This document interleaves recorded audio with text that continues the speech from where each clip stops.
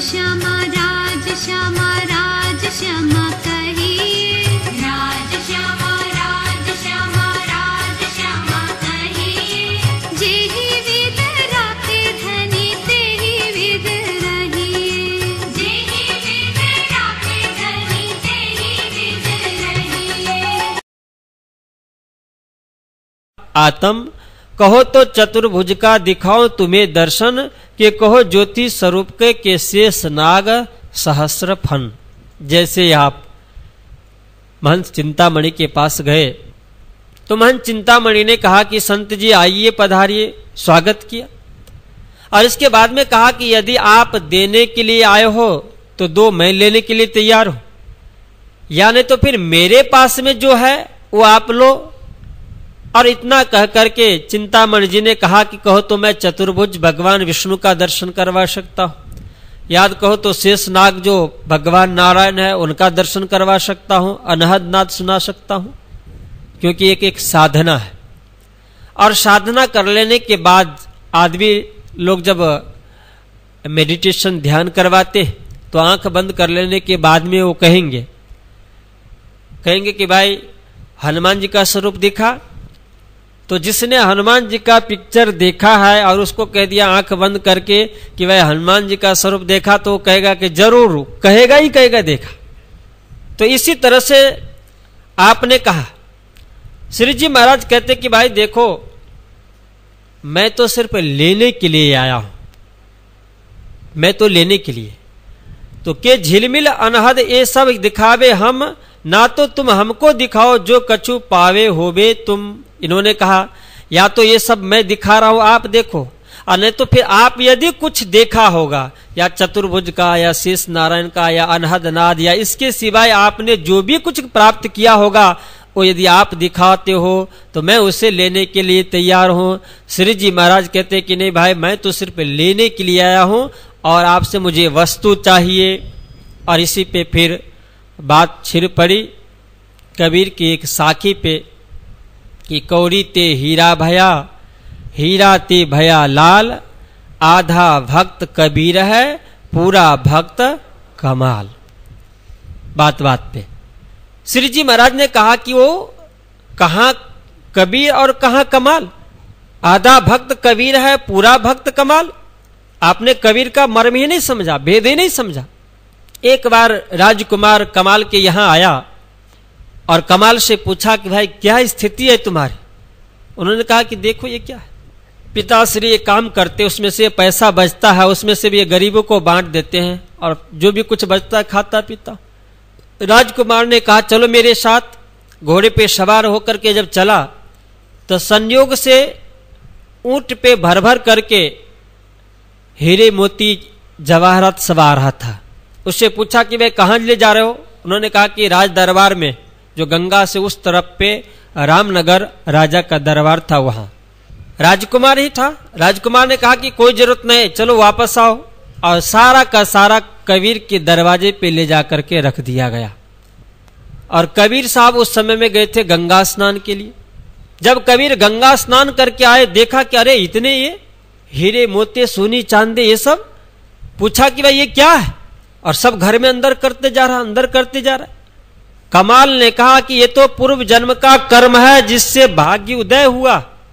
और कबीर को तो ये देख करके माया उनके शरीर में आग लगी जा रही। उन्होंने कहा कि हटाओ हटाओ, ये सब क्या कर रहे हो, ये सब बिल्कुल मुझे नहीं चाहिए। कमाल ने कहा कि इससे हमारे दुख दरिद्र नाश हो जाएगा, हम पैसे वाले बन जाएंगे। कबीर ने कहा कि बिल्कुल कुछ भी नहीं, जो परमात्मा ने दिया उसी में सुखी। और इसके बाद जब नाराज हुए तो कमाल जो अड़ोस पड़ोस के गरीब लोग थे उनको बांटना शुरू कर दिया। खूब बांटा, खूब बांटा। तो लोगों ने कहा कि कबीर अपने जीवन में जो पैसा कमाया उसका तो आधा ही बांटा करता था, और कमाल के यहां इतनी बड़ी जो संपत्ति मिली इसलिए इसने सब कुछ बांटना शुरू कर दिया, सब बांटा। और इसी पे ये लोकोक्ति एक बन गई कि आधा भक्त कबीर है पूरा भक्त कमाल। इस चीज को समझ नहीं पाए थे। श्री जी महाराज ने कहा कि कहां कमाल और कहां कबीर। कबीर किस मजल का, कहां पंचवासना में। और आप उसकी बात कर रहे हो।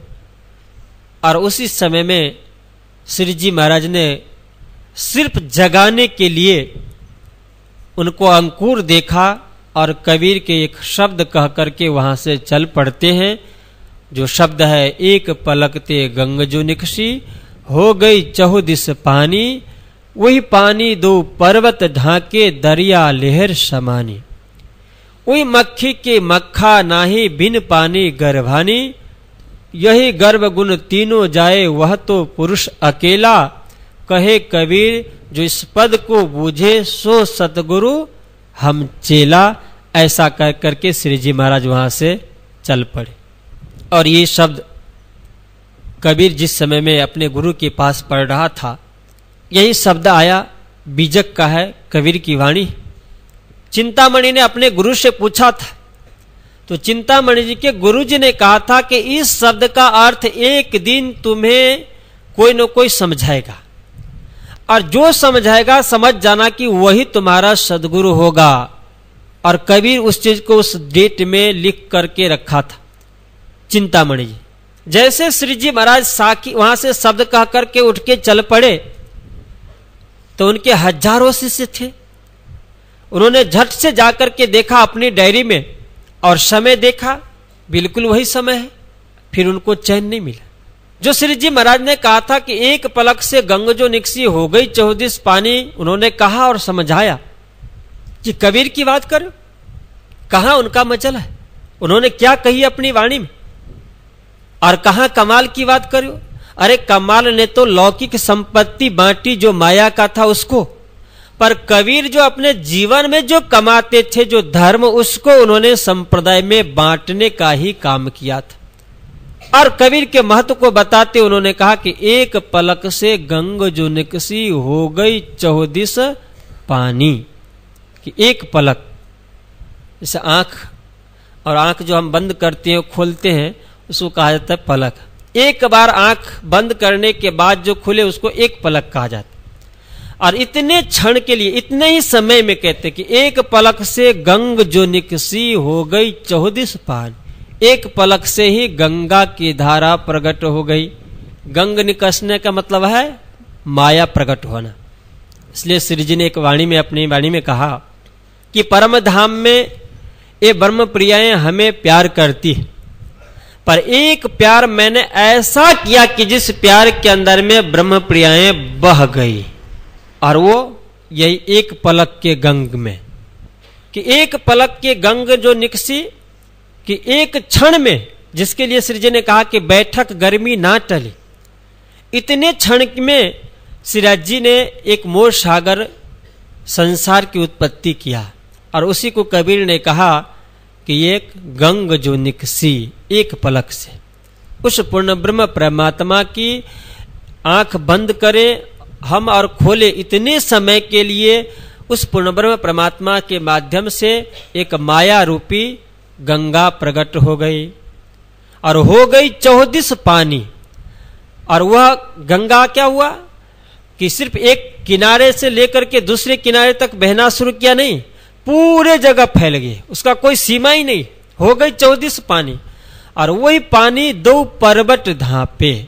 और उस गंगा से प्रवाहित जो धारा, उस संसार रूपी जो सागर है, उसमें जो काम क्रोध ईर्षा द्वेष लोभ मोह इतना भयंकर हो गया कि इससे तरंग से, उस माया रूपी जो पानी है, उस माया रूपी पानी के अंदर में विचार रूपी तरंगे जो निकलना शुरू हुई, उससे क्या हो गया, तो दो पर्वत ढक गया, जिससे गंगा की धारा निकल रही। और उस गंगा के धारा के अंदर में लहरें होती है खूब, जैसे समुद्र में लहरें आती है। तो उस लहरों से क्या होता है कि अच्छे से अच्छे, बहुत से बड़ा बिल्डिंग भी उस पानी में ढक जाता है, तरंग जब आता है तो, लहरें जब आते हैं तो। इसी तरह से उस पूर्ण ब्रह्म परमात्मा के एक भृंगी मात्र से ही संसार रूपी गंगा प्रकट हो गई, और उसमें काम क्रोध ईर्षा रूप रूपी जो धाराएं तरंग उठना शुरू हो गया। उससे जो दो पर्वत ढक गए, एक अक्षर और दूसरे अक्षरातीत। ये दोनों जो पुरुष है, जिसके लिए गीता ने कहा, भागवत ने कहा तीन पुरुष, तो तीन पुरुष में जो तीसरा पुरुष है वह तो गंगा की धारा में, और उस गंगा की धारा में जो तीसरा पुरुष, उसमें जो तरंग उठा, तो उस तरंग से जो दो पुरुष हैं, अक्षर और अक्षरातीत, ये दोनों ढक गए। एक पलक से गंग जुनकसी हो गई 14 पानी, वही पानी दो पर्वत ढांपे दरिया लहर समानी। उस पानी ने इस दोनों पर्वत को ढांक दिया। और वही मक्खी उर मक्खी तरवर चढ़ बैठे बोलत अमृत बाणी। और इसके बाद में कहते हैं उसी को, जिसको उन्होंने गंग कहा, उसी को कहते हैं कि फिर मक्खी का रूप भी दे दिया कि उड़ मक्खी तरवर चढ़ बैठे बोलत अमृत बानी, कि वह जो माया रूपी मक्खी है वह पेड़ पे बैठ गए और अमृतमय बोली बोल रही। यह जो संसार है, इस संसार को शास्त्र ने कहा कि यह एक वृक्ष है, और इसका मूल कहाँ है, जिसे गीता ने कहा कि ऊर्ध्वमूल मध शाखा वस्वत्थम प्राहुरव्ययम छंदांस यस्य पर्णानि यस्तम वेद स वेदवित्। उन्होंने कहा कि यह संसार रूपी एक वृक्ष है, और जो वृक्ष होता है उस वृक्ष का मूल कहाँ होता है, नीचे होता है, शाखा डाली ऊपर, पर इस संसार रूपी वृक्ष का मूल कहाँ है, ऊपर है, डाली कहाँ, नीचे। तो यह जो नारायण है, इस संसार रूपी वृक्ष का नारायण मूल हुआ।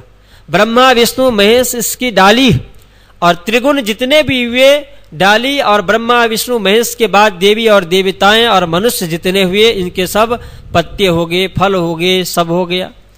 इसलिए उन्होंने कहा कि उर मक्खी तरवर चढ़ बैठे बोलत अमृत बाणी, कि इसमें जो आत्मा रूपी मक्खी है, जब इससे निकलना चाहता है, इस माया से पार होना चाहता है, इस गंगा से पार उतरना चाहता है, तो इस संसार रूपी वृक्ष के ऊपर में बैठ जाते। कहां पे, आदि नारायण के पास। उर मक्खी तरवर चढ़ बैठे बोलत अमृत बाणी, वही मक्खी के मक्खा नाही बिन पानी गर्भाणी।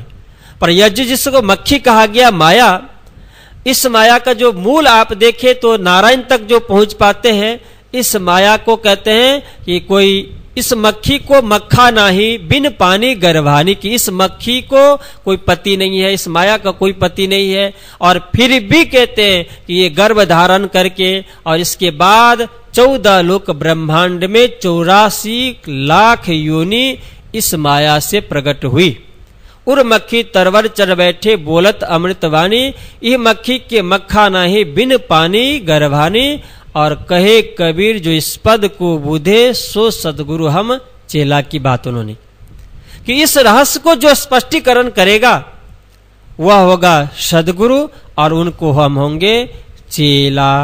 ऐसी जो कबीर की वाणी, इसको श्री जी महाराज कह करके समझा दिए। और वहां से जब आप चल पड़ते हैं तो श्री जी महाराज तो गए सुंदर साथ के बीच में, और फिर यहाँ पे चिंतामणि जी जब आपने शिष्यों से कहा कि देखो, इतने वर्ष पूर्व जब मैं गुरु के पास पढ़ रहा था, उस समय इस साखी का अर्थ के लिए हमारे गुरु ने भविष्यवाणी की थी कि इस तारीख के इस समय में कोई संत आएगा और जो आपको इसका अर्थ समझाएगा, और वो आपको होगा सदगुरु।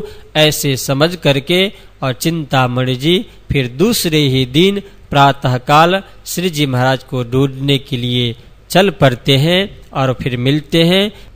इस ठट्ठा नगर में जिस महंत श्री चिंतामणि दास जी से श्री जी महाराज की मुलाकात हुई, और छात्रावस्था में जो चिंतामणि जी को उनके शिक्षा गुरु जो भौतिकी विद्या की शिक्षा दिया करते थे, उनसे उन्हें वो प्रश्न किया जो कल आपने साखी सुनी, एक पलक से गंगनोगनिक सी हो गई 14 पानी वाली। बीतककार का कथन है कि उनके गुरुजी ने उन्हें डायरी में ये सब नोट करवा दिया था कि इस साखी का अर्थ मैं नहीं कर सकता, पर इस दिन, इस संबत में, इस तिथि पे कोई एक संत आकर के और इस साखी का अर्थ आपको स्पष्ट करेगा और आप समझ जाना कि वे सद्गुरु होंगे। श्री जी महाराज जहां भी कहीं गए तो सबसे पहले उन्होंने उस नगर में कौन बड़े से बड़े जो धर्मशास्त्र में पारंगत हो, जिनके पास में अधिक शिष्य हो, या कोई ऐसा गिरोह हो जिनके पास में अधिक से अधिक भक्त लोग रहते हो, या कोई ऐसा पंडित कि जिनको एक को बना लेने से उनके पीछे का हजारों आ जाए। और धीरे धीरे यह पता चलता गया। और इसी उद्देश्य से आप चिंतामणि जी के पास पहुंच गए थे। बात होने के बाद चिंतामणि जी को चैन नहीं मिल रही। परमधाम में श्रीराज जी ने उस मूल मिलावा में बैठा करके भी सुंदर सा जी को बहुत समझाए थे, बहुत समझाए। पर लास्ट में ब्रह्मप्रियाओं ने यही कहा था कि जैसा साहेब कहत हो ऐसी कबू न होय। और आप एक बार की बात करें, क्योंकि राज जी ने पहले कहा परमधाम में, वाणी में भी, कि ये ब्रह्म प्रियाएं परमधाम में मुझे प्रतिदिन प्रेम किया करती, पर मैंने एक प्रेम किया जिसमें ये सब के बह गए। इसलिए ब्रह्म प्रियाओं ने भी कहा कि जैसा साहेब कहत हो ऐसी कबू न होय। और एक बार नहीं 100 बेर देखो अजमाई के, ऐसी मोमिन करे न कोई। कि जैसा आप कह रहे हो भूल जाने की बात, नाना तरह का वेशभूषा हो जाएगा। यहाँ पे सिर्फ आप ब्रह्म प्रियाएं के रूप में है, और फिर इसके बाद जब ब्रह्मांड बनेगा खेल देखने के लिए आप वहाँ जाओगी तो कोई नर में कोई नारी में अनेकों रूप हो जाएगा, अनेक भेष भाषाएं हो जाएगी, बहुत सारी जातियां हो जाएगी। और यहाँ तो एक ही है ब्रह्मशिष्ट। सब समझ रही है कि राजी महाराज अपने बातों के अंदर में मुझे बांधने का कोशिश कर।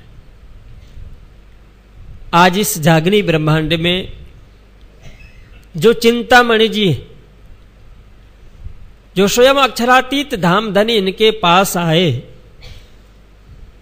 तो देने की पहले से है ना, क्योंकि परम धाम में भी जो ब्रह्म प्रियाओं ने सिर्फ देना ही जाना, लेना नहीं, सिर्फ देते ही थे। तो ब्रह्मांड में क्यों लेना शुरू करे हो? इसलिए चिंतामणि जी ने कहा कि भाई लेने के लिए आप आए हो तो कोई बात नहीं, पर श्री जी महाराज को इतना मौका तक भी नहीं दिया कि कुछ कोई बात नहीं, ठीक है। पर उन्होंने तुरंत अपना कहना शुरू कर दिया कि मैं दे रहा हूं ज्योति स्वरूप का, चतुर्भुज का, अनहद नाद, चाहे जो कहो सब कुछ देने के लिए, दिखा देने के लिए तैयार हो। ये ब्रह्म सृष्टि। और इन्होंने ही कहा था कि 100 बेर देखो अजमाई के, पर राज जी ने कहा कि मैं एक बार, सिर्फ 100 बार की तो बात अलग है। और मुझे नहीं लग रहा है कि अब इस जागनी ब्रह्मांड से जग जाने के बाद इस ब्रह्मांड की संसार सागर की बात तो सबको पता ही होगा, क्योंकि श्री जी ने इसलिए कहा ना कि हबे पहला मोह जलनी कहूं सबसे पहले, कि पहले मोह सागर की बात कर ले खूब, कि ये क्या है कैसा है, जिससे ये जागत होकर के देख ले। इसके बाद में ब्रज रास की बात होगी, इसके बाद परमधाम की बात होगी। इस ब्रह्मांड में अवतरण कराने का श्री जी का एकमात्र उद्देश्य, और वह उद्देश्य यह कि मेरी साहिबी देखें।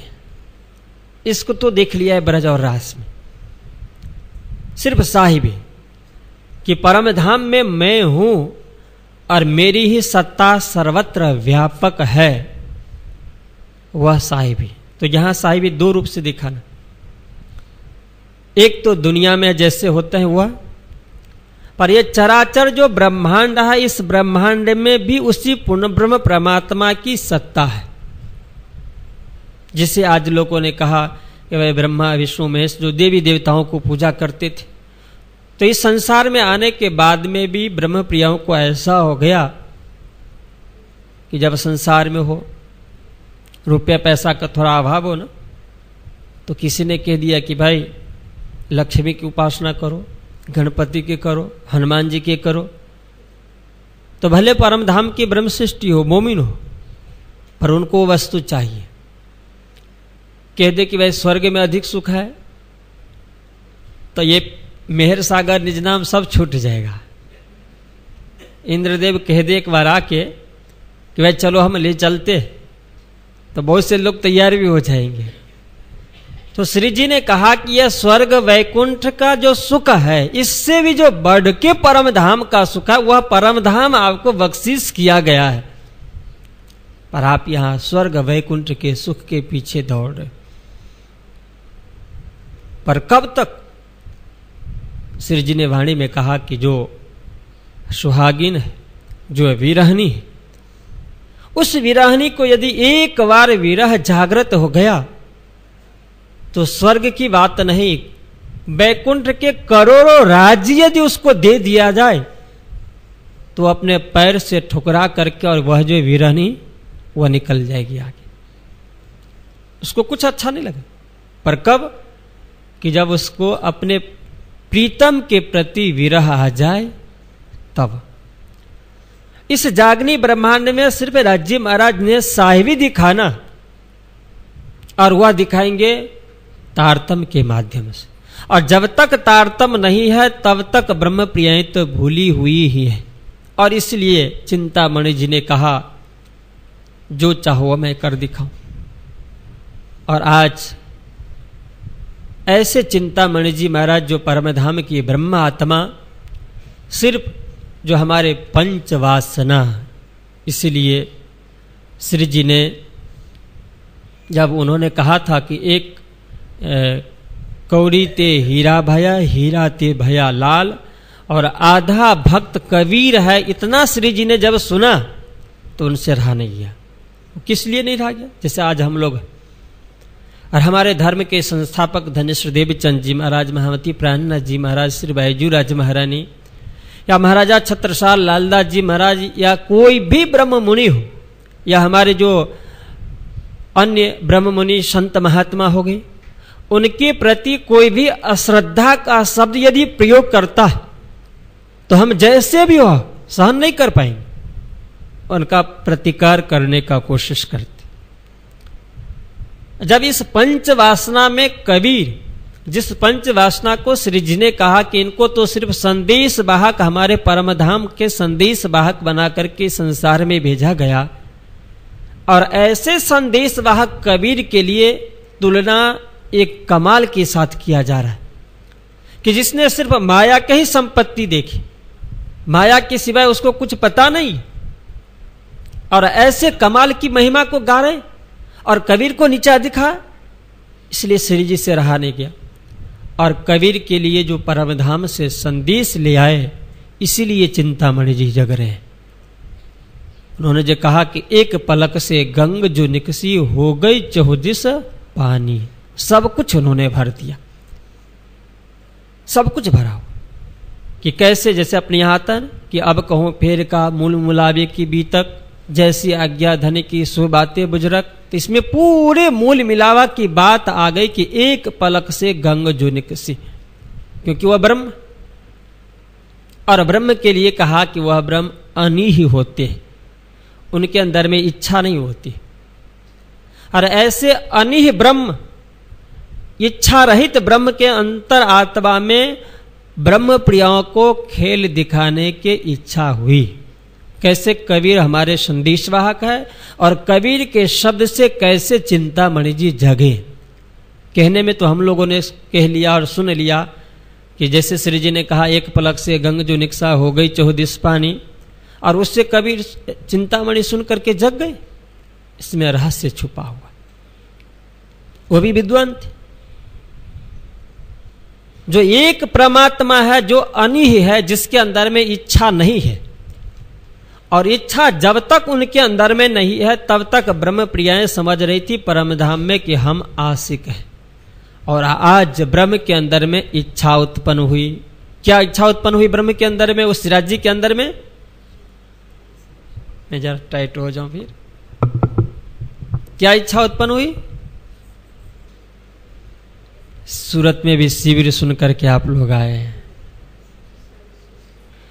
उस परमात्मा के अंतर आत्मा में इच्छा हुई, हक के दिल में उपजिया मैं देखाऊं अपना शक और दिखाऊं साहिबी। ये नहीं होना चाहिए था। और परम धाम में अब तक सिराज जी महाराज के अंदर में यह इच्छा हुई नहीं, कभी चल रहा है। ब्रह्म अनी है, इसलिए तुलसीदास जी ने भी कहा, वेद उपनिषद सब कहते हैं कि एक अरूप अनी अनामा, ये परमात्मा के लिए कहा गया। उनका कोई विशेषण नहीं है, पर विशेषण उनके साथ में जब भी आया तब उस परमात्मा के साथ में माया खड़ी हो जाती है। और माया का मतलब यह नहीं कि कोई त्याज्य वस्तु है, यह कभी नहीं मान। माया का अर्थ जो आज भी कोई कहते हैं ना, छोटा सा बच्चा हो और उसके माता पिता बहुत ध्यान रखते हो तो कहते हैं कि इनके माता पिता बहुत मायाड़ू। मायाड़ू कहवाए ना, के कि जो अपने बच्चे पे बहुत करुणा दया रखता हो, उनके अंदर में बच्चे के प्रति अगाध प्रेम रहता है। और वो जब प्रदर्शित होता है वह प्रेम, तो उसको हम शब्द दे देते हैं मायाड़ू। तो वह जो परमात्मा जो हमेशा परम धाम में इश्क दे रहे हैं, अब आप जो कहते हैं कि माया है, दुख है, संसार है, छोड़ के चला जाना है, ये त्याज्य है, पर मैं तो ठीक पर्यावाणी से ही मैं कहता हूं, वाणी कहती है कि नहीं, परम धाम में जो सुख है, जितना प्रेम है, जितना इश्क है, उससे कहीं बढ़ करके इसके अंदर में ब्रह्म प्रियों को मिलना है। क्योंकि क्षण के लिए है ना, वियोग का संसार है, क्षण मात्र के लिए। तो वह जो परमात्मा जो एक अरूप अनिह इच्छा से रहित है, और इच्छा यदि हुई तो क्यों? क्योंकि अपने ब्रह्म प्रियाओं के लिए वह परमात्मा बहुत ही मायाड़ू है, बहुत ही कृपालु है। और इसलिए उस परमात्मा को क्या कह दिया गया पता? विशेषण नाम। उनका नाम है श्री कृष्ण, उनका नाम है श्रीराज, प्राणनाथ, अक्षरातीत, सारे कुछ परात्परम ब्रह्म परमात्मा। पर हम वाणी से एक नाम उनका है मेहर का सागर। और सागर जो मेहर का, जब अभी शायद अगले रविवार को आने वाला है, उसमें आप सुनेंगे। वह परमात्मा मेहर की सागर। और वह इसलिए क्योंकि जब मोली मिलावा से आप उस सरवरस सागर में जाके बैठेंगे तो सरवरस सागर का भी नाम हो जाएगा मेहर का सागर। क्यों?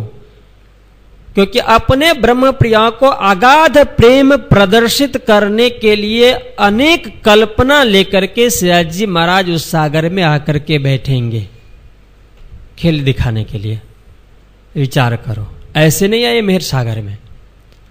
जब आप मोह सागर में आए तो राजी कहां पे आए? मेहर सागर में आए। मोह सागर में आने की बात। तो इस मोह सागर में अवतरित जो ब्रह्म प्रियाएं, उन ब्रह्म प्रियाओं के प्रति सिराजी महाराज अपने दिल में अगाध प्रेम, बेशुमार प्रेम, अनंत इच्छाओं को लेकर के, और उन सभी इच्छाओं को पूर्ति करने के लिए आप लेकर के बैठे। और उन्हीं इच्छाओं को कबीर ने कहा कि कैसे हमारे संदेश भाग है उस परमात्मा के लिए, कि उस परमात्मा के अंतर आत्मा में जो इच्छा उत्पन्न हुई, इसलिए कह दिए कि वह माया है। वहां से माया, इच्छा रूप माया अवतरी, कि इच्छा जो हुई परमात्मा के अंदर में वही माया हो गई। और उसी को कह दिए कि एक पलक से गंग जो निकसी। कहां से गंगा प्रवाहित हुई? पुखराज पहाड़ से।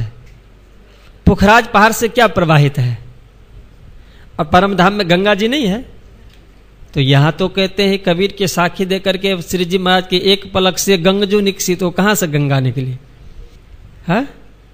यहां पे गंग से गंगा जी से तात्पर्य नहीं है, बल्कि उस परमात्मा के हृदय से जो अपने ब्रह्म प्रियाओं को खूब इच्छा है, उन सभी इच्छाओं को पूरा करने की तमन्ना जो राज्य के अंदर में हुई, उसी को कह दिया गया कि इच्छा रूप नारी अवतरी, और दूसरे शब्द में कह दिया कि एक पलक से गंग जो निकसी, गंगा प्रवाहित हो गई और वह विशाल रूप बन गया। इसीलिए कबीर को कहा गया कि हमारे संदेश भाग। और इसी के ऊपर में विस्तृत चर्चा, बहुत चर्चा हुई उस चिंतामणि के पास। और कौन समझाएगा इसको? जिसे हम कहते हैं कि भागवत में हमारा संदेश है। धनेश्वर देव चंद जी महाराज भागवत की कथा सुना करते थे, तो क्या सुनाने वाले भट्ट जी को नहीं पता था? जिस शब्द को सुन करके देवचंद जी महाराज के आंखों से अश्रु की धारा प्रवाहित हो सकती है श्रोता को, तो यदि श्रोता सुन करके रो सकता है, तो क्या वक्ता बोल करके रो नहीं सकता? शब्द वही था, पर उस शब्द के अंदर में शक्ति कहां की है वह परखना हर के लिए मुश्किल है, क्योंकि शब्द को छुपा करके रखा गया भागवत के अंदर में सुखदेव जी के द्वारा, पुराणों के अंदर में भगवान विष्णु के द्वारा, माहेश्वर तंत्र में भगवान शंकर के द्वारा, कबीर के वाणी में कबीर के द्वारा, सनकादिक के द्वारा। ये जो पंच वासनाहीन पांचों वासनाओं के माध्यम से परम धाम का संदेश आया। जैसे जिस समय श्री जी महाराज विरह में थे ना, दुर्गुण दूर कर रहे थे, तो श्रीदेव चंद जी ने कहा ना कि माहेश्वर तंत्र लेके आओ, हरिवंश पुराण लेकर के आओ, विष्णु पुराण लेकर के आओ। इसलिए क्योंकि इन पुराणों के अंदर में, ब्रह्मवैवर्त पुराण के अंदर में अपने परम धाम की बात लिखी गई है, इसलिए भेजा। चिंतामणि जी को कहा गया कि यह जो एक पलक से गंग जो निकसी, कि उस परमात्मा के हृदय से जो एक परमात्मा, सारी दुनिया इस चीज को मानता है और सारा धर्मशास्त्र कि परमात्मा एक ही है, पर अंतर क्या है कि हम लोग एक कह देते हैं कि एक परमात्मा वह पूर्ण ब्रह्म परमात्मा है और उनकी सत्ता सर्वत्र व्यापक है, ईश्वर रूप में है, भगवान रूप में है, देवी देवताओं के रूप। पर दूसरे लोगों की यह मान्यता हो जाती कि नहीं, ये देवी देवता भी वही है, भगवान भी वही है, और ईश्वर भी वही है, और ब्रह्म भी वही है, सब एक ही है। खिचड़ी बना देते हैं कि बहुत मेहनत न करना पड़े, अलग अलग बना करके। और श्री जी महाराज जहां जहां भी गए, और जो आप सुनते आए ना हर जगह कि बलबियों से खटपट होता है चर्चा में, तो आप सबसे प्रथम परमात्मा श्री कृष्ण की लीला, ब्रज की लीला से शुरुआत करते हैं। और जब ब्रज की लीला की शुरुआत हुई तो उसमें सबसे प्रथम आ जाता है श्री कृष्ण की त्रिधा लीला। और जब कृष्ण की त्रिधा लीला की बात आ गई तो आज भी लोगों के अंदर में यही है। आज भी लोग कहेंगे कि ये प्रणामी वाले तो कृष्ण को भी टुकड़े टुकड़े कर दिए, 3 भाग में, क्योंकि वो त्रिभंगी है ना, तो उनको लगता है कि ये प्रणामी वाले टुकड़े टुकड़े कर देते, पर प्रणामी वालों ने टुकड़ा नहीं किया है, ये टुकड़ा किया गया है पहले से। तो ऐसे जब लीला शुरुआत प्रवचन होता था उनका, तो सबसे पहले कृष्ण की त्रिधा लीला, और उसके अंदर में जब त्रिधा लीला की बात आई तो सारे के सारे हो जाते कि अरे ये क्या हो गया, हम लोग तो आज से एक कृष्ण समझते थे, और इस एक कृष्ण के अंदर में कहते 3 भेद शक्ति के। ये कहते कि ब्रज में ये कृष्ण है, रास में ये कृष्ण है, इसके बाद जब रास के बाद फिर से हुआ द्वारका में, मथुरा में लीला, उसमें दूसरा ही कृष्ण रहा, फिर इसके बाद में बैकुंठ के स्वरूप के मानते हैं, द्वारका में आकर के तीसरे कृष्ण हुआ। कितने सारे कृष्ण की बात ये लोग करते, ये सारे परेशान। पर चिंतामणि जी के पास में गए तो यहां पे त्रिधा लीला नहीं हुई। यह क्यों?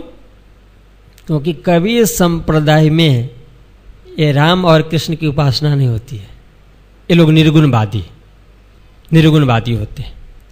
इसलिए यहां पे कृष्ण की त्रिधा लीला से, बाल कृष्ण से हो, चाहे ब्रज की लीला, चाहे रास की लीला से इनकी जागनी नहीं हुई। और इसलिए कहा गया कि ये 5 वासनाएं इसलिए संसार में भेजा गया। और हम लोग भी कभी कहते हैं ना कि भाई ये कुरान पढ़ने का क्या जरूरत, कुरान में क्या है। भाई कुरान में है या नहीं है ये अलग बात है, पर उस परमधाम से जो ब्रह्म प्रियाएं की सुरता इस जगत में अवतरित हुई, तो वह सुरताएं सिर्फ एक ही में नहीं हर कौम में भेज दिया गया। और किस लिए? क्योंकि ब्रह्म प्रियों को जगने के बाद खूब आनंद आए, खूब आनंद आए, खूब वो हंसे, इतना हंसे कि वो परमधाम में जागित होने के बाद में राजी महाराज से जरूर कहे कि राजी सही में आप जो कह रहे थे बहुत आनंद आया, बहुत आनंद आया। और मैं तो कह रहा हूं कि आप लोग भी कहोगे। अब आनंद आता है कि नहीं, आप जगने के बाद में आएगा। अभी जग गए होंगे तो आनंद आता होगा, और नहीं जगे होंगे तो कोई अलग बात है भी। क्योंकि इस जागनी ब्रह्मांड से जगने के बाद में यहां का जो दृश्य याद आए, जैसे एक बार औरंगजेब बादशाह या चाहे बिहारी जी महाराज का प्रसंग सब जानते हैं, वह रतनबाई की वासना और इंद्रावती की वासना जब दोनों वहां पे जगे तो क्या सोचेंगे? रतनबाई क्या कहेंगे राजी महाराज को कि राजी महाराज धन्य है, ऐसा एक पात्र मैं ही मिला कि पूरे प्रणामी जगत के अंदर में यदि देखा जाए तो सबसे अधिक नाम बदनाम हुआ तो औरंगजेब बादशाह कभी नहीं हुआ होगा इतना, क्योंकि उन्होंने इतना हैरान नहीं किया। उन्होंने हिंदुओं को किया, 12 मोमिन को जो भी कुछ किया होगा, पर महामती प्राणनाथ जी महाराज को जितना दुख परेशानी इनसे हुआ इतना किसी ने। और आज प्रणामी समाज के सुंदर साथ जो बीतक जानते होंगे, वो बिहारी जी महाराज को कैसे किस आदर से जानते होंगे बता आपको? तो बिहारी जी महाराज जब जगेंगे वहां पे तो क्या करेंगे, क्या कहेंगे वहां पे? राजी से कहेंगे कि राजी महाराज ये क्या किया आपने, यही है दाग, ये दाग है। उनको आनंद आएगा। पर यहां पे जो रतनबाई के नाम पे जो दाग लगा कि इंद्रावती को इन्होंने इतना हैरान किया, इतना हैरान किया, यह दाग नहीं छूटेगा। जो जो ब्रह्म प्रियाएं इस जगत में आई और उनका जो उनको पात्र दिया गया था, उस पात्र के हिसाब से जो उनकी लीला हुई, उस तरह का जो दाग लगा है वह मुश्किल है, बहुत मुश्किल। पर जो जागृत हो गए तो उनको कोई नहीं, जो खुशी एक बार मिला, जैसे अब चिंतामणि जी, इनको इतना ही होगा कि जब आपके पास में इंद्रावती गए, उन्होंने कहा था ना, आगे भी उन्होंने कहा कि मैं खुद आऊंगा, जगाऊंगा, जागृत भी हो जाओगे, और इसके बाद में भी आंख खुलेगी नहीं, बहुत मुश्किल। देवचंद जी महाराज के समय में क्या हुआ था? प्रत्यक्ष दर्शन सब कुछ था, तुम भी सुन सुन रोइसी पर होश में न आवे कोई। इतनी जबरदस्त माया, इतनी जबरदस्त माया राज्य की। और माया का मतलब त्याज्य वस्तु फिर भी नहीं मानना। माया का अर्थ सिराज जी महाराज की वह करुणा, उनके हृदय का जो दया है, करुणा है, वही हम यहाँ पे देख रहे हैं, पर पर्दा के रूप में देख रहे हैं। किस तरह के पर्दा? फरामोशी का पर्दा, झूठ का पर्दा। इसलिए दिखता है झूठ, पर उस जब पर्दा हट जाएगा तो फिर झूठ के पर्दे के अंदर में दिखेगा परमधाम सिराज जी महाराज के हृदय का वह प्रेम, वह आनंद। यहां चिंतामणि से कहा गया कि कैसे इस साखी के अंदर में चिंतामणि ब्रह्म सृष्टि को जगाने के लिए, जैसे कुरान में हम कहते हैं कि हमारी जो ब्रह्म आत्माएं रूहें उस पक्ष में, उस कौम में आए, उनको जगाने के लिए मोहम्मद को संदेश लेकर के आया कुरान में। और वो हिंदू के अंदर में इमाम मेहदी हैं, वह खुदा ताला है, 11वीं सदी में आए हैं, वह तब स्वीकार करेगा कि जब पहले उनको कुरान में मिलेगा तब। इसी तरह से भागवत को जो मानने वाले होंगे, जो सूरत के प्रसंग में आएगा, वो ब्रह्म प्रियाएं कब इनको स्वीकार करेगा? कि जब भागवत के माध्यम से उनको साक्षी मिलेगी। इसी तरह से कबीर संप्रदाय में, क्योंकि हर जगह भेज दिया है, जो ब्रह्म मुनियों की ब्रह्म सृष्टि की सत्ता उनकी रूहें आई है, उनको जगाने के लिए कबीर साहब आकर के और कबीर पंथ की स्थापना किया। और उस पंथ में, उस पंथ के ज्ञान में, कबीर साहब के ज्ञान के माध्यम से उनको जागृति होती है कि एक पलक से, क्योंकि वो कबीर की बात मानेंगे, वो कहेंगे ना चलो गीता हम दिखाते हैं, भागवत दिखाएंगे, तो चिंतामणि जी सीधे कह देंगे कि भाई हम निर्गुणवादी हैं, हम ये राम और कृष्ण को नहीं पूजते हैं, इसलिए हमको नहीं सुनना है। तो फिर ऐसे में ब्रह्म प्रियाएं आए हो, तो जब वो भागवत गीता सुनने के लिए तैयार नहीं होगा तो क्या ये तारतम्य सागर सुनने के लिए तैयार होंगे? क्या नहीं होंगे। इसलिए उनको उस वाणी से समझाया कि कबीर की वाणी मानते हो तो कबीर साहब ने कहा कि एक पलक से गंग जो निकसी हो गई चौदिस पानी, कि ना ईश्वर ना मूल प्रकृति ताधीन की कहूं आप पाविती। जब कुछ नहीं था उस समय, जिसको आप निर्गुण मानते हो, निराकार मानते हो, अरूप मानते हो, अनिह मानते हो, ऐसे परमात्मा के हृदय में कबीर ने भी कहा कि उसके हृदय से नारी प्रकट हुई। इच्छा, कौन सी नारी?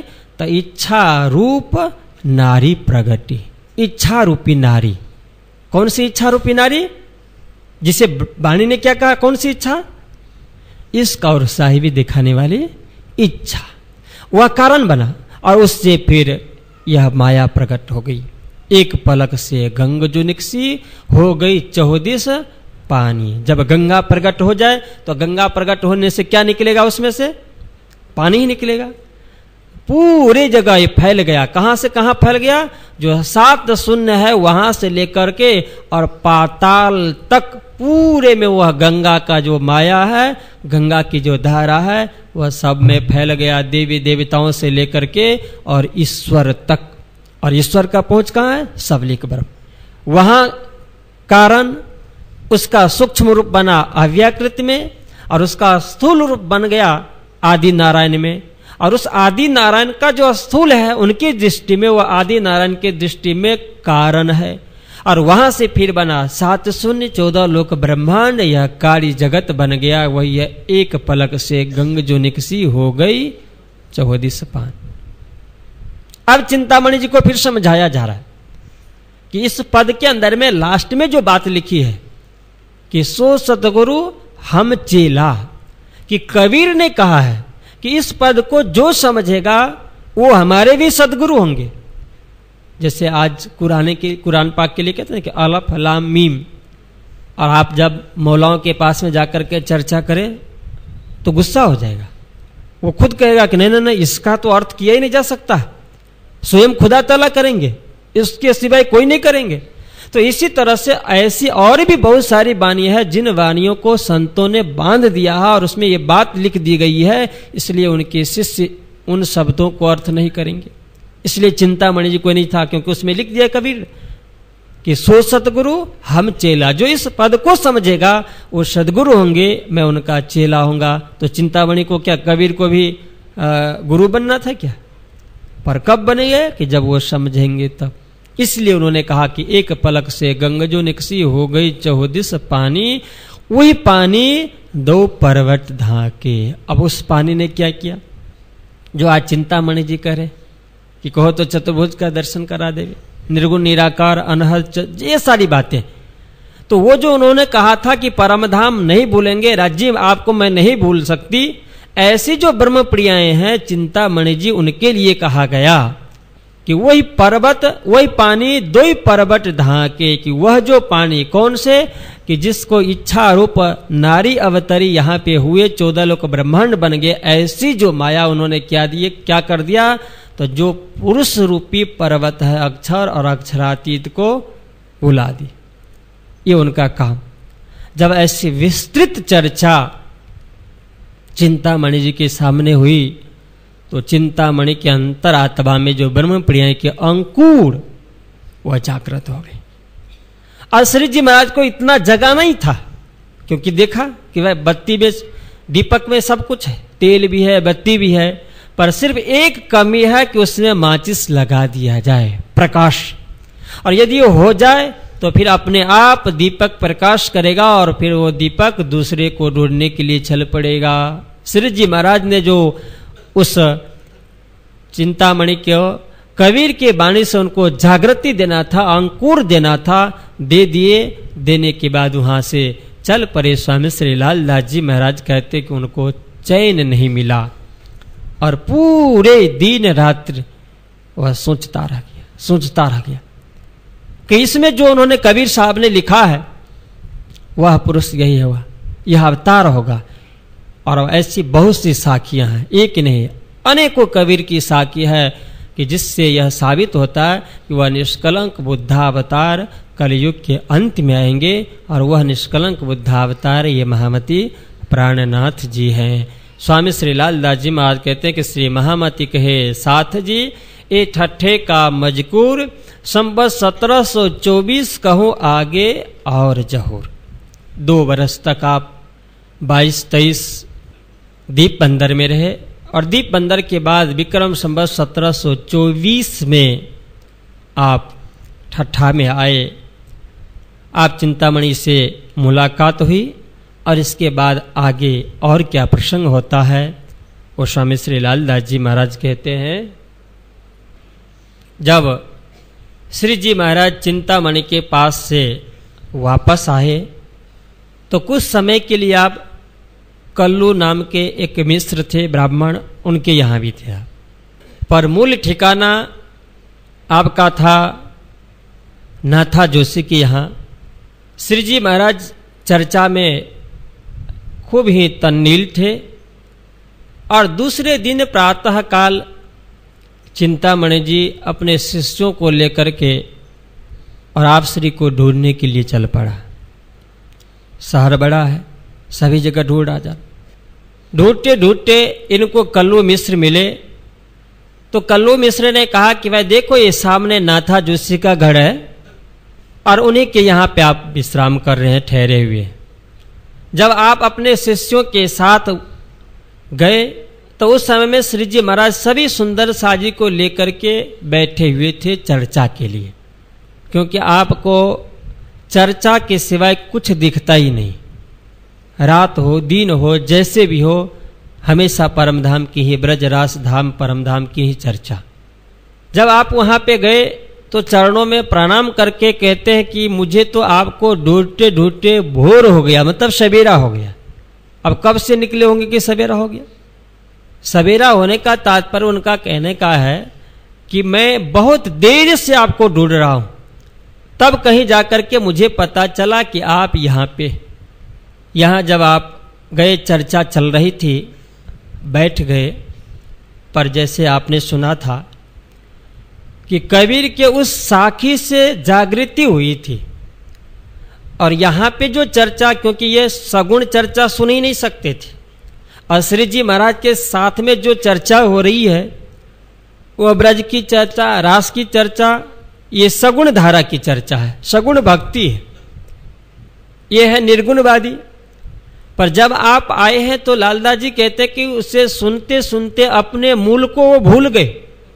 मूल को भूल जाना मतलब कि वो जो निर्गुणवादी है, क्योंकि हमारे भारतीय संस्कृति में ज्ञान मार्गी शाखा जितने भी हुए वो सारे ब्रह्म को निर्गुण कहकर के ही स्वीकार किया, और भक्ति वाले जितने भी हुए उन्होंने परमात्मा को सगुण साकार करके घोषणा की।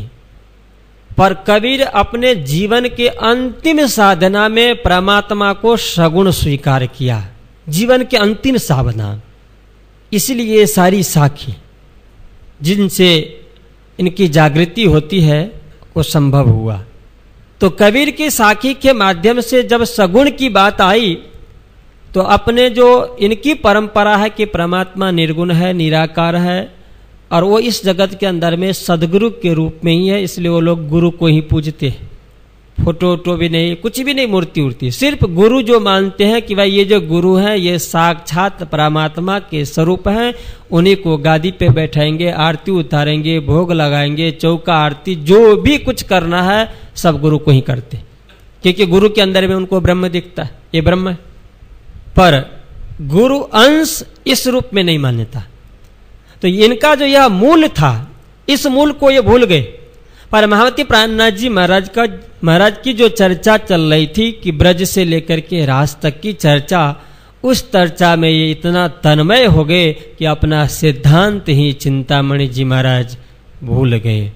और भूल जाने के बाद में स्वामी श्री लालदास जी महाराज क्या कहते हैं कि जब एक दिन आए, 2 दिन आए, 3 दिन आए, क्योंकि अपने परम धाम की बात, अपने घर की बात एक ही बार सुनने से जागृति नहीं होती है, वो धीरे धीरे विश्वास और श्रद्धा बढ़ती जाती। तो पहले तो कबीर का जो सिद्धांत था या कबीर के सिद्धांत को जो अपना सिद्धांत मान करके जीवन व्यतीत कर रहे थे, उससे वो भूल गए। और जब वो भूल गए तो जो श्री जी महाराज के चर्चा चल रही थी परम धाम से संबंधित, वह चर्चा धीरे धीरे उतर रहा है। उस परम धाम का रस जब उनको आया तो रस आते आते फिर और अधिक आनंद आया, और अधिक आनंद आने के साथ उनके जितने भी थे सब के सब उनके शिष्य आ गया, हजारों की संख्या में। पर अब श्री जी महाराज ने देखा कि ब्रह्म प्रिया की आत्मा यदि जागृत हो रही है तो फिर कुछ न कुछ पहचान होता है। श्री जी महाराज ने देखा कि ये जो चिंतामणि, अब इनको बिल्कुल परिपक्व बना देना है। तो परिपक्व कब होगा कि जब तक इनके अंदर में जो भी कुछ थोड़ा सा लगा हुआ है वह माया दूर न हो जाए, तब तक समर्पण की भावना नहीं। और फिर इसलिए उन्होंने थोड़ी सी खंडनी की बातें की। जैसे अपने साथ में तो सुंदर साथ जितने थे ही, पर जब उनके एक शिष्य को पता चला तो गुरुजी जा रहे हैं तो शिष्य भी आएंगे, और शिष्य भी जब आए तो उनको ये हुआ कि भाई मैं तो सुन रहा हूँ हमारे शिष्य भी है, और फिर इस हमारे शिष्य के बीच में हमें थोड़ा सा मान सम्मान बनना चाहिए। तो उस मान सम्मान की भावना को देख करके श्री जी महाराज ने थोड़ी सी खंडनी कर दी। और खंडनी जब हुआ तो वो धीरे से, क्योंकि सबके बीच में तो नहीं कह सकते थे, प्रभावित तो हो गए, पर जिस समय में प्रभावित हो गए उसी समय में खूब खंडन कर दिया जाए तो मन में थोड़ा सा चोट तो लग जाता है। जब उनको चोट लगा तो आकर के चुपके से श्री जी महाराज से कहा कि स्वामी जी चर्चा बहुत अच्छी लगती है, बहुत बढ़िया, मैं समर्पित हूं, पर थोड़ी सी आप कृपा करें ना। क्योंकि वो ये नहीं सोचा अभी कि ये जितने हमारे हजारों शिष्य है हमारे हाथ से छूट जाएंगे, यहां तक कि मैं खुद अपने आप को बस नहीं कर सकता हूं, मैं भी समर्पित हो जाऊंगा, यह इन्होंने नहीं सोचा। अभी इन्होंने इतना ही सोचा है कि इनकी चर्चा बहुत अच्छी लगती है, शहर में रह रहे हैं तो चलो सुन रहे हैं, इतना समझ करके आए। इसलिए इनको ऐसा लगा कि इनके चले जाने के बाद में कहीं फिर हमारे शिष्य हमें यह ना कहे कि अरे उस संत के पीछे संत ने इतना खंडन किया। इसलिए चुपके से आकर के श्री जी से प्रार्थना करता। तो श्री जी महाराज ने कहे कि आप चिंता मत करो, घबराओ मत, इतने सारे शिष्य आपके बैठे हुए, और इन शिष्यों के बीच में हम इस तरह से आपकी खंडनी की बात करेंगे जिससे इनको पता ना चलेगा, ढकी हुई बात ऐसे खंडनी करेंगे। श्री जी महाराज चर्चा पूरी हुई, रात्रि में जब बैठे तो अब यहाँ पे सुंदर साथ को जगाना है। हवसा में वाणी तो अवतरित हुई, पर साथ में जहां जहां जैसा जैसा जरूरत पड़ा तो उसी समय में राज्य का आवेश आ जाता और फिर वाणी अवतरण शुरू हो जाती। उस समय में हुआ क्या कि जैसे ही चिंतामणि जी गए, श्री जी महाराज बैठे थे कि अब इस चिंतामणि जी को किस तरह का खंडन किया जाए कि जिससे मेरा काम भी हो जाए, उनका भी काम हो जाए। उसी समय में 2 प्रकरण वहां पे अवतरण होता है किरंतन का।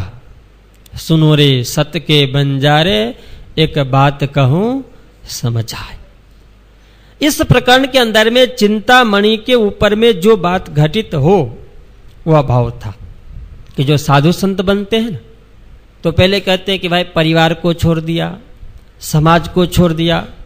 परिवार और समाज को जब छोड़ के निकलते हैं तो कहीं संत बनते हैं, और बाहर जब भ्रमण करें दूसरों को उपदेश देने के लिए तो ज्ञान लेना पड़ता है, तब कहीं उस संत को भी कोई पूजता है, नहीं तो कौन पूजेगा। तो श्री जी ने वहां पे एक शब्द बनाया कि अब छोरो रे मान ज्ञान गुमान को, यही खाड़ बड़ी भाई। उससे पहले भी उन्होंने कहा था कि जब एक आग जो छोटी बुझाई त्यों दूजी मोटी लगाई, कि एक तो छोटा सा परिवार था। संत कौन बनते हैं कि जो अपने परिवार को छोड़ देते, उसको छोड़ दिया, इसके बाद में संत बने। तो छोटे से परिवार में रह करके जो काम, क्रोध, ईर्षा, द्वेष, लोभ, मोह उसको छोड़ करके संत बन गए। और संत बन जाने के बाद में जब समाज से ऊपर उठ गए तो इसके बाद जो दूसरी झीनी माया, मैं कभी कभी कहता हूं कि संत ने कहा कि कंचन तजिबो सहज है और तिरिया का नेह, मान बराई ईर्षा तुलसी दुर्लभ एह। तो कंचन तजबो सहज है और तिरिया को ने, कंचन मतलब रुपया, पैसा, सोना, चांदी, ये छोड़ना बहुत सहज है और धर्मपत्नी को छोड़ना जरा मुश्किल है। पर संत ने कहा कि रुपया, पैसा, धन संपत्ति भी छोड़ दे और कोई अपने धर्मपत्नी को भी छोड़ करके सन्यास धारण कर ले, तो इसको कहा गया कि ये मोटी माया छोड़ दिया। पर आगे संत कहते हैं कि जो मान बराई ईर्षा तुलसी दुर्लभ ए, मोटी माया सब तजे झीणी तजी न जाए, मान बराई ईर्षा झीणी सबको खाए।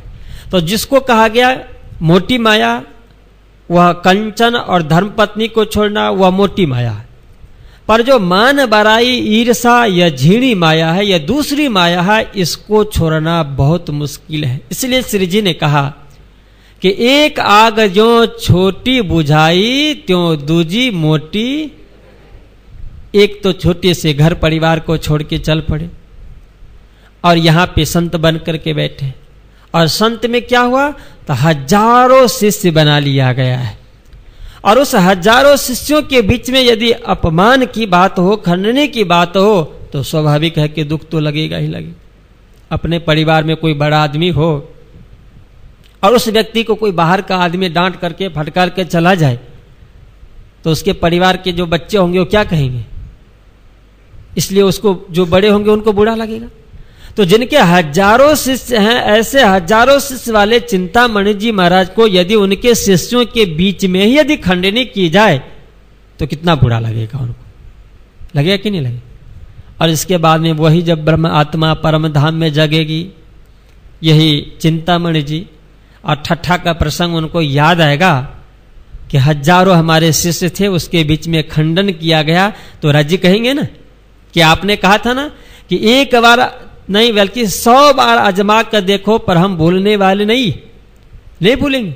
और फिर आज जी याद दिलाएंगे कि जब मैं जगाने के लिए गया था इंद्रावती आत्मा के ऊपर में बैठ करके, और जब खंडनी किया गया उस समय आपने धीरे से आकर के कान में कह दिया था, कह दिए थे, मावजी भाई भी कहेंगे आगे।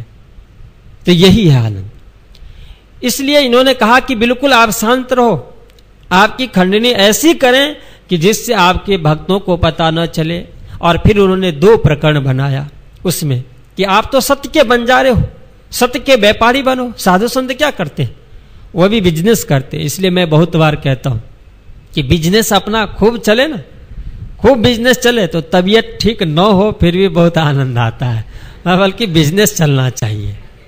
उसमें समय नहीं देखा जाता है कि रात में 9 बजा कि 10 बजा कि 11 बजा, पर बिजनेस चलना चाहिए। पर यह सत्य के बंजारे कि जो सत्य इस जगत के अंदर में सत्य के बंजारे से तात्पर्य है कि सत्य क्या है?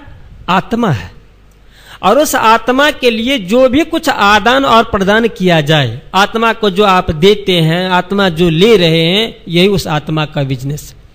तो चिंतामणि जी संत हैं, एक कबीर पंथ में संप्रदाय में है, इसलिए उनको संबोधन करके उन्होंने कहा कि सुनो रे सत के बंजारे एक बात कहूं समझा करके। और उसी के अंदर में उन्होंने बहुत सारे शब्द ऐसा भर दिया।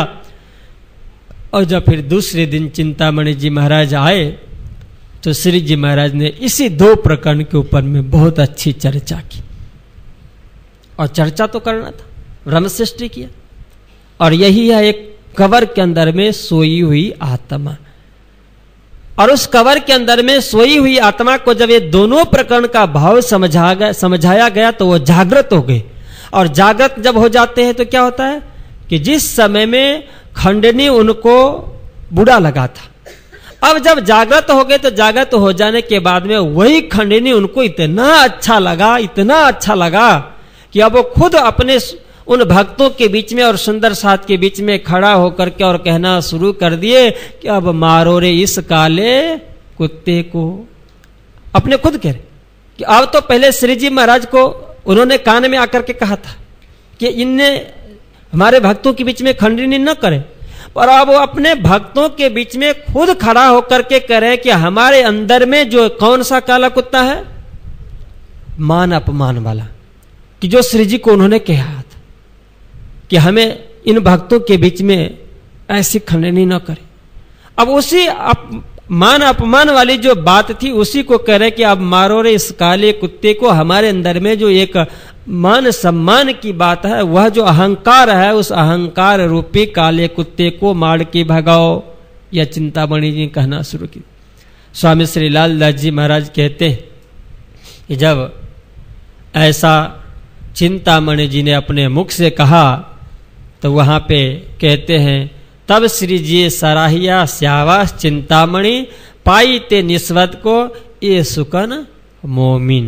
अब कहेंगे और ऐसे जो ब्रह्म प्रिय होगी उनको श्रीराज जी महाराज परम धाम में भी श्यावासी देंगे कि कबीर पंथ में आपको भेज करके भी आपने अपनी जागृति कर ली, एक ही शब्द से जागृत हो गए और अपने अंतर आत्मा में जो काम था, क्रोध था, अहंकार रूपी कुत्ते, उसको आपने भगा दिया एक ही बार में। और फिर चिंतामणि जी महाराज उसी समय से श्री जी महाराज के चरणों में समर्पित हो गए। और आप कहते हैं कि पाई ते निस्वत को सुकन मोमिन, कई आश्रितार्थम इनको सब सेवकों समेत, परहेज कराया चार बात का, एक कबूल कर दिल लेत। और उनके जितने भी हजारों की संख्या में शिष्य थे, सबों को उन्होंने एक ही साथ बैठा करके और तारतम का उपदेश दिया। और साथ में चार परहेज भी उनसे करवाते हैं, जिस चार परहेज का नाम है, एक हराम कहा मांस को, दूजा हराम शराब, तीसरा औरत बिरानी तजे सो पावे हयाती आव। कि यह जो अखंड जल है, उस अखंड परमधाम में जो जिससे जा सकते हैं, उसके लिए उन्होंने कहा कि यदि उस दिव्य परमधाम को प्राप्त करना हो, वहां पे अपने चित्तवृत्ति को ले जाना हो, परमात्मा श्री कृष्ण जो रसमय है, आनंदमय है, उस रस को यदि आपको प्राप्त करना हो तो उसे प्राप्त करने के लिए इस संप्रदाय में आपने दीक्षा ली। पर इस संप्रदाय का जो सिद्धांत है, उस सिद्धांत को यदि आप अनुकरण करेंगे तो उसके लिए चार चीज आपको छोड़ देना पड़ेगा, जिसमें से सबसे पहला नाम है कि एक हराम कहा मांस को।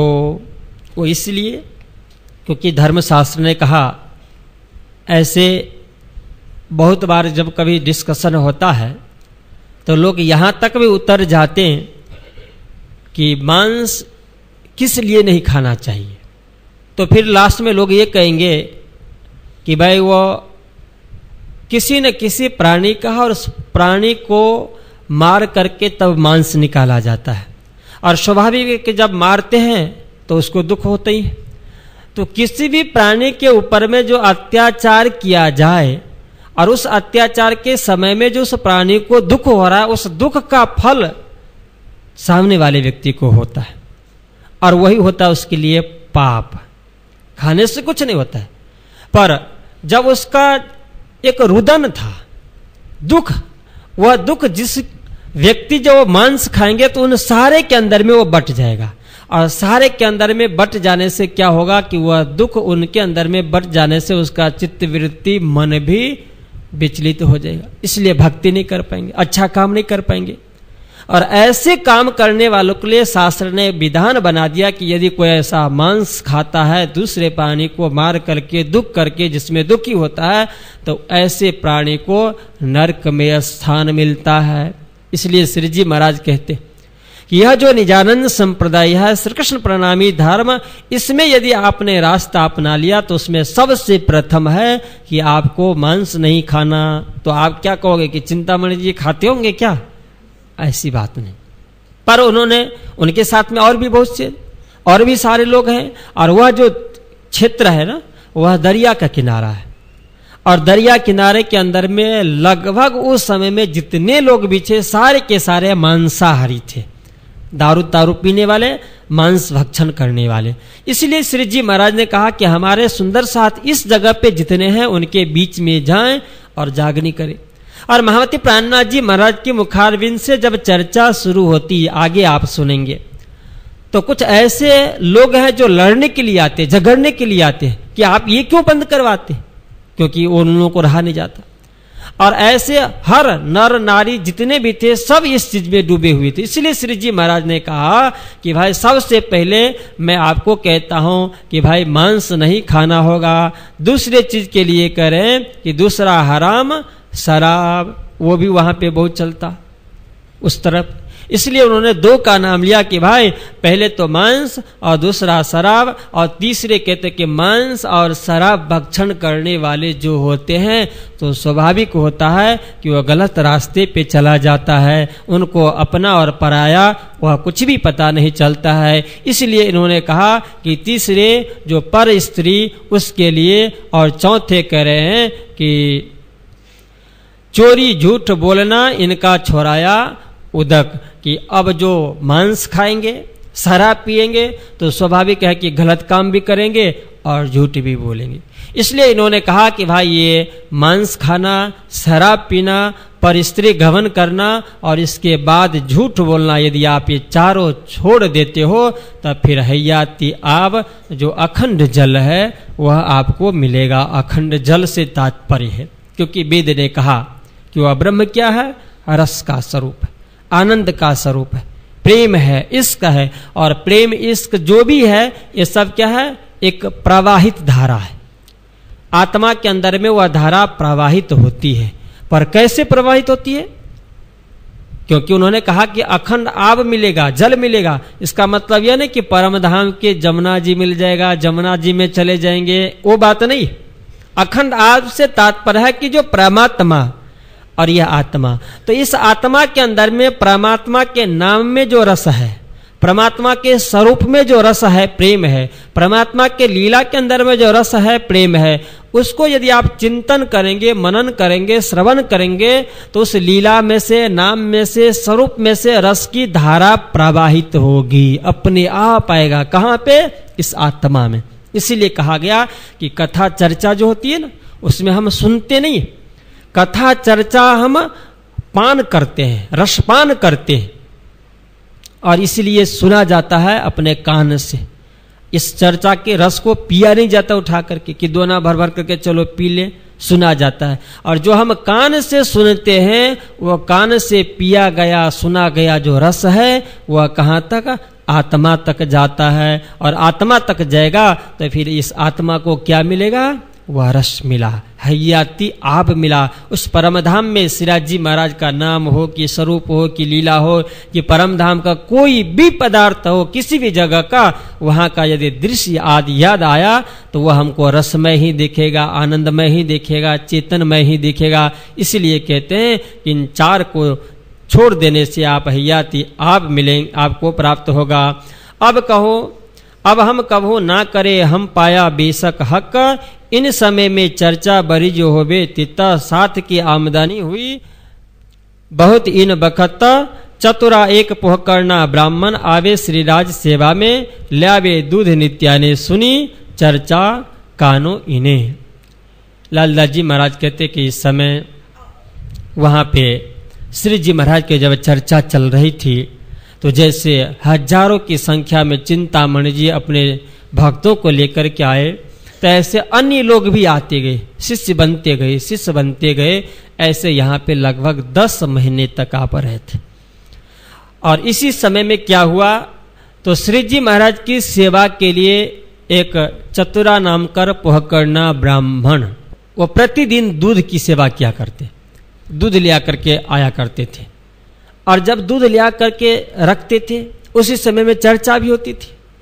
तो आप सुनेंगे कि ऐसे बहुत से लोग जो किसी न किसी बहाने से इनके पास आया करते, जैसे गोपियां ब्रज में करती थी ना, उनको तो इच्छा खुद की रहती थी कि कृष्ण हमारे घर में आके मक्खन चुराएं, वो खुद जानती। और जिस समय मक्खन छुपा के रखती ना घर के कोने में, अंधेरे में, तो याद करके कि कृष्ण यहाँ पे मैं मक्खन रखने के लिए जा रही हूं। और जब व्यक्ति ने कृष्ण को मन से याद किया तो जहां पे सिक्के पे रखेंगे और कृष्ण कहां पे है, मन में। तो रखने वाली जो गोपी सिक्के पे रख रही है तो देखने वाले कृष्ण मन में है, तो वहां देखेंगे कि नहीं देखेंगे। आप लोग यहाँ पे कहीं रखो और राज्य से कहो कि राज्य हम वहां पे रख रहे हैं, तो जिस समय रखोगे उस समय राज्य को याद नहीं करोगे, और करोगे भी तो सिर्फ जुबान से याद करोगे, मन से नहीं याद करोगे। तो जब राज्य महाराज मन में बैठेंगे ही नहीं तो आपके घर के पदार्थ को देखने के लिए जाएंगे क्या? नहीं देखने। तो गोपियां मन में बैठा करके कृष्ण को इसके बाद में रखती थी, इसलिए देख लिया करते थे। अब यहां श्री जी महाराज के अंतर आत्मा में स्वयं वही कृष्ण है, श्री जी महाराज हैं। तो ये जो चतुरा नाम के पोहकर्णा ब्राह्मण, ये जहां यहां पे आया दूध, तो दूध तो एक ठीक है कि दूध रख करके इनको चला जाना ही चाहिए, हर जगह दूध देता है, पर दूध के साथ साथ में इनको एक बहाना था दूध, और सुनते थे चर्चा, ब्रज की चर्चा, रास की चर्चा।